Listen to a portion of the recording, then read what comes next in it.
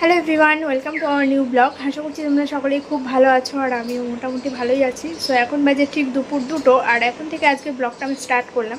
আগের দিনের ব্লগটা তোমরা দেখেছো, ঠিক 1টা পর্যন্ত আমি ব্লগ শেয়ার করেছি। আর তার আগের দিনের কিছু ভিডিও ক্লিপ ছিল, দেখলাম যে খুবই ছোট্ট হয়ে গেছে ব্লগটা, সেই জন্য 2 দিনের ভিডিও অ্যাড করে একটা ব্লগ তোমাদেরকে দিয়েছি। আর এখন থেকে যদি ব্লগ শুরু না করি তাহলে আগামীকাল আর কোনো ব্লগ তোমাদেরকে দিতে পারবো না। ঘরের সমস্ত কাজকর্ম কমপ্লিট হয়ে গেছে, ঘর মোছা, চারিদিকে একদম ঘর বারান্দা পুরো ভেজা দেখতে পাচ্ছ। এই যে বারান্দাটা, সব ঘরে ফ্যান চালানো, এই ঘরে যে ফ্যানটা অফ করে এখন আমি ব্লগটা শুরু করলাম।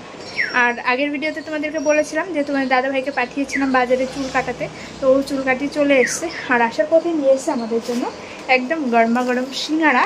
এর মধ্যে রয়েছে ওই যে মাকে দিয়েছি, মাও এইমাত্র স্নান করে আসলো, পুরো অ্যালার্জি উঠে গেছে সারা শরীরে নোংরা কাজগুলো সব করতে গিয়ে।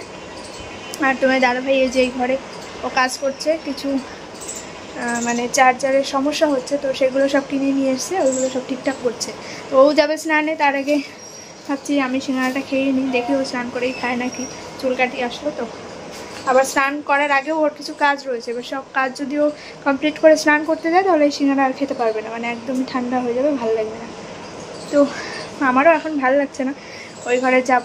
তার আগে ভাবলাম এখানে ফ্যানের নিচে বসে একটু গরম গরম সিঙ্গাড়া একটা খাবো, তারপরে দেখি কি করা যায়। সঙ্গে থাকো, এখন থেকে যতটুকু শেয়ার করা সম্ভব হবে অবশ্যই তোমাদের সঙ্গে শেয়ার করতে থাকবো। চলো।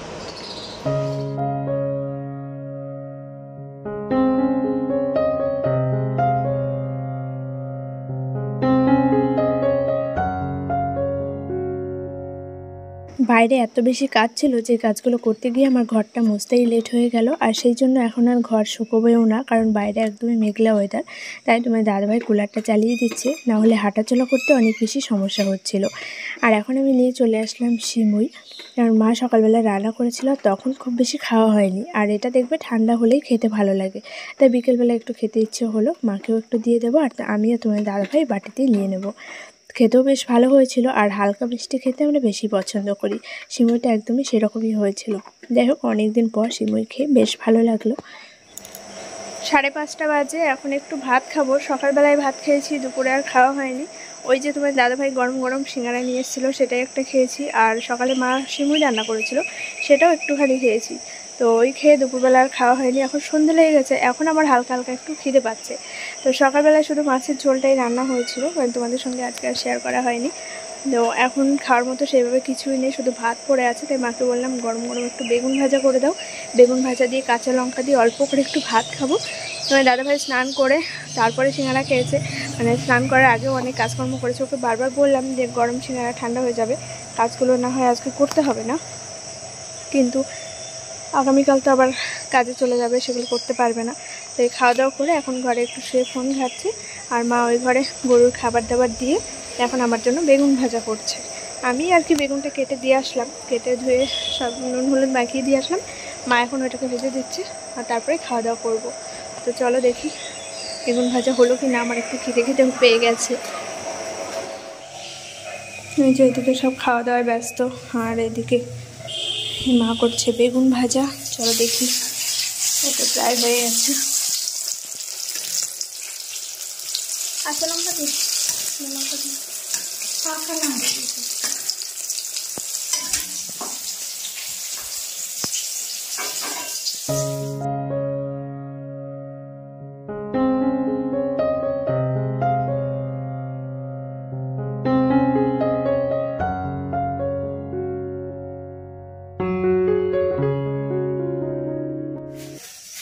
এই হচ্ছে আমার ভাত, একদম রেডি। এর সঙ্গে অল্প একটু লবণ নিয়ে নেব, শুকনো লঙ্কাটা আমি খাবো না, মা এমনি ভেজেছে। তো যাই হোক, এটি এখন খাওয়া দাওয়াটা করে নিই, চলো। 7:30 বাজে, শুরু হয়ে গেছে ঝমঝম করে বৃষ্টি। ওদিকে রান্নাবান্নাও কিন্তু কমপ্লিট হয়ে গেছে, মা বাবা বাড়িতেও চলে এসছে, আর আমার মাও রয়েছে ওই ঘরে। তো মা ওইখান থেকে বারবার ফোন করছে খেতে যাওয়ার জন্য, বাট এত পরিমাণে বৃষ্টি হচ্ছে যে ঘর থেকে আর বেরোতেই পারছি না। তো অনেকটা সময় পর বৃষ্টি কমেছে, তারপরেই আর কি গেছিলাম, মোটামুটি 8:30 পৌনে 9টার দিকে।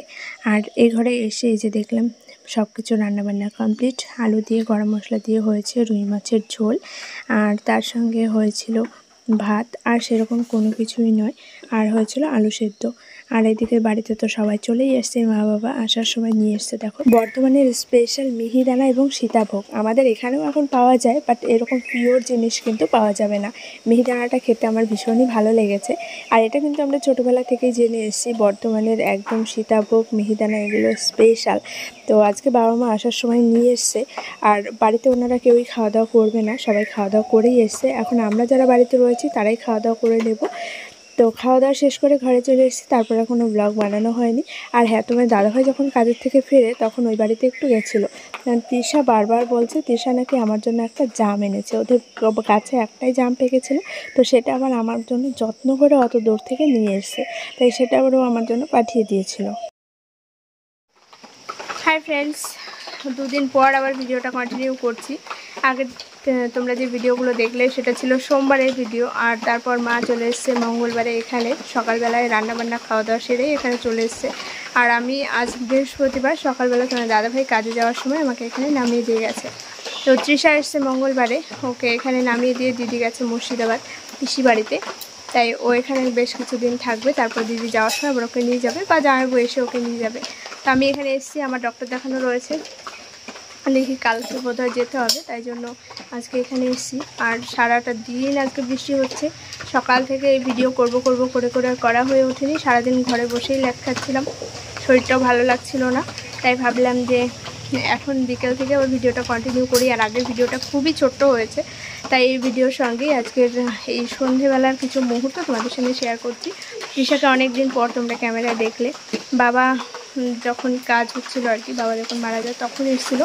আর তারপরে এখন স্কুল ছুটি পড়েছে, তাই ওরা এসছে আর কি। দিদি আর ওর বোন গেছে মুর্শিদাবাদ, আর তৃষা এখানে এসছে। এখন ঠিক 5:30 মতো বাজে, মা চলে গেছে রান্নাঘরে রান্নাবান্না করতে। আর তোমার দাদাভাইকেও ফোন করলাম, ও এখনও পর্যন্ত আসেনি, ও কাজের থেকে কখন আসবে ঠিক নেই। তাই আমি আরও ওইখানে বারান্দায় বসে আছি, কী করবো, বাইরে একটু হাঁটাহাঁটিও করা যাবে না, এই দেখো অবস্থা। ব্যাক ক্যামেরা তোমাদেরকে দেখাচ্ছি। আর আমি একটু যে ফোনে গল্প করছিলাম, এই তো চলো ব্যাক ক্যামেরা তোমাদেরকে দেখাই।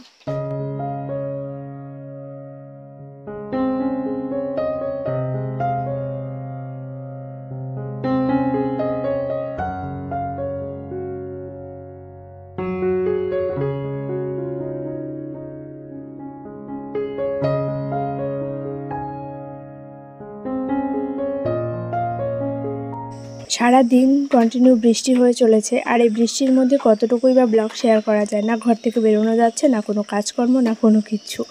তারই মধ্যে শুধু বসে বসে রান্নাবান্না, খাওয়া দাওয়া, গল্প আড্ডা এগুলোই চলছে, আর ততটুকুই তোমাদের সঙ্গে শেয়ার করছি। তো রাত্রেবেলা তোমার দাদাভাই কাজের থেকে চলে এসছে, আর মা আজকে রাত্রে বানিয়েছিল আলু সেদ্ধ ভাত, সকালের তরকারি ছিল মাছের তরকারি, ডাল, তারপর এখন আলু ভাজা করেছে, আর তার সঙ্গে আম রয়েছে গাছের। ও বাড়ি থেকে যখন আমি আসি মা পাঠিয়ে দিয়েছিল আম, আর ওই বাড়ির আমাদের গাছের আম। তো এ বাড়িতেও কিছু হিমসাগর আম ছিল, তো সমস্ত কিছু মিলিয়ে মিশিয়ে কাটা হলো। আর তোমার দাদাভাইয়ের জন্য একটা ডিম ভাজা করা হয়েছিল। তো সবাই এখন খাওয়া দাওয়া করতে বসে পড়েছি। চলো আজকের ব্লগটা এখানেই এন্ড করছি, বাই।